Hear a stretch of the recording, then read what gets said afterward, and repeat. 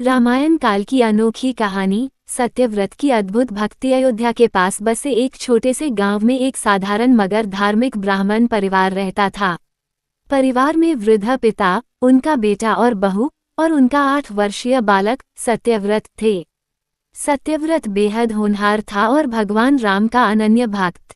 वो हमेशा रामायण की कहानियों को ध्यान से सुनता और भगवान राम की मर्यादा को जीवन में अपनाने की कोशिश करता।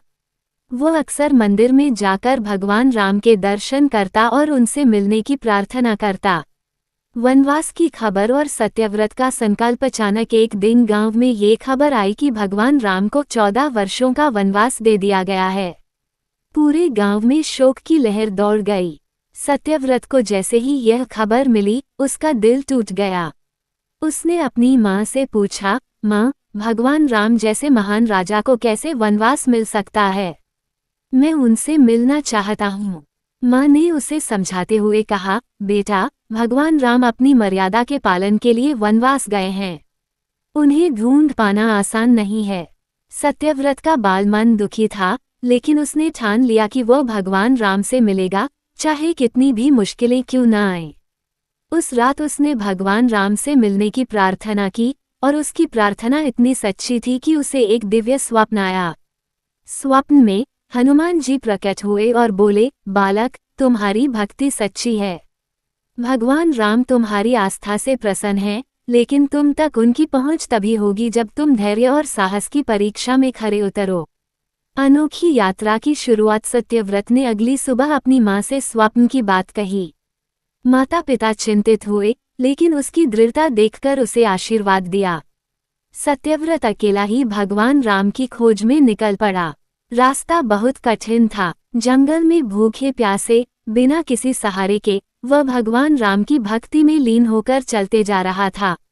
रास्ते में उसे जंगली जानवरों का डर सताता, कांटों से भरे मार्गों पर उसके नन्हे पैर घायल हो जाते, लेकिन सत्यव्रत की आस्था डगमगाई नहीं। रास्ते में एक दिन उसकी भेंट एक संदिग्ध व्यक्ति से हुई। वह व्यक्ति बोला, बालक, तुम कहाँ जा रहे हो? सत्यव्रत ने कहा, मैं भगवान राम से मिलने जा रहा हूँ। व्यक्ति ने हंसते हुए कहा, तुम इतने छोटे हो, जंगलों में अकेले भगवान राम को कैसे ढूंढ पाओगे? मेरी बात मानो, वापस अपने गांव लौट जाओ। सत्यव्रत को ये बात ठीक नहीं लगी। उसकी भक्ति में विश्वास इतना दृढ़ था कि वह उस व्यक्ति की बातों में नहीं आया। उसने अपनी यात्रा जारी रखी, परंतु उसे अंदाजा नहीं था कि वो व्यक्ति वास्तव में कोई और नहीं, बल्कि मायावी राक्षस मारीच था, जो राम की भक्ति को तोड़ने के लिए आया था। मारीच की चाल और सत्यव्रत की भक्ति की परीक्षा। मारीच ने सोचा कि यह बालक भगवान राम की भक्ति में इतना दृढ़ है कि इसे रोकना आसान नहीं होगा। इसलिए उसने एक चाल चली। मारीच ने अपनी मायावी शक्तियों से एक सुंदर वन तैयार किया और सत्यव्रत को उसमें आकर्षित किया।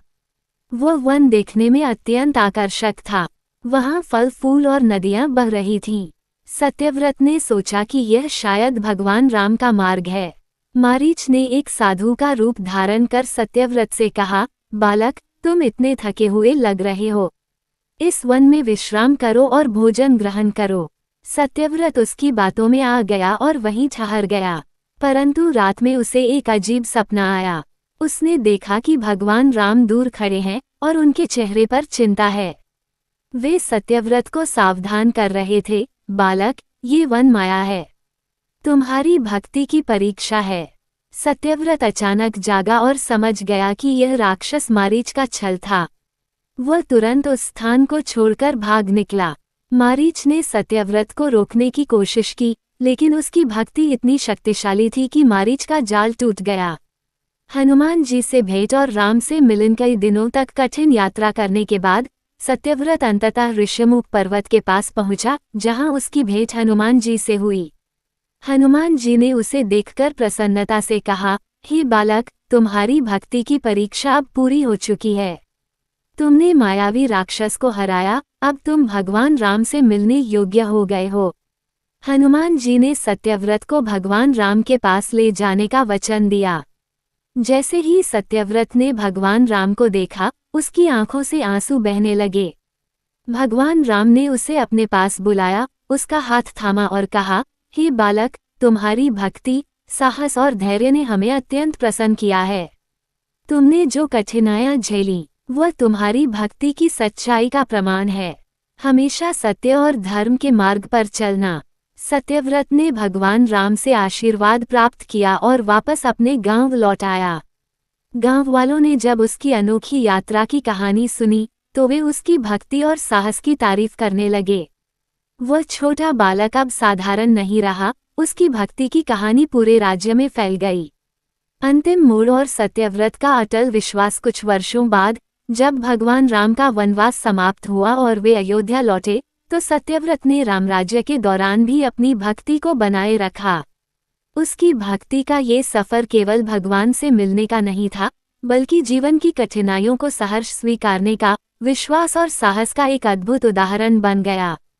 सत्यव्रत की कहानी से यह सीखने को मिलता है कि सच्ची भक्ति केवल पूजा में नहीं, बल्कि जीवन की हर कठिन परीक्षा में धैर्य और सच्चाई से गुजरने में है।